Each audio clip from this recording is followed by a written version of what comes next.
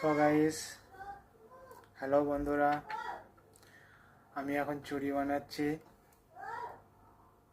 এই চুড়িটা আপনাদেরকে আমি কালকে দেখিয়েছিলাম। কালকে রাত্রিরে অর্ডার এসেছে, কাল রাত থেকে আমি বানাচ্ছি।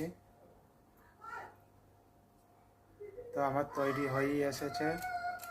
ঝালাই করব, ঝালাই করার পরে ফিনিশ হয়ে যাবে।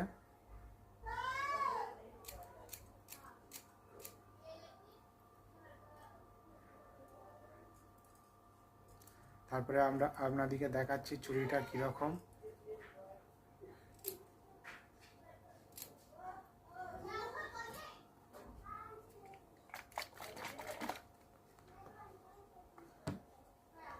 এটা সোহাগা দিলাম।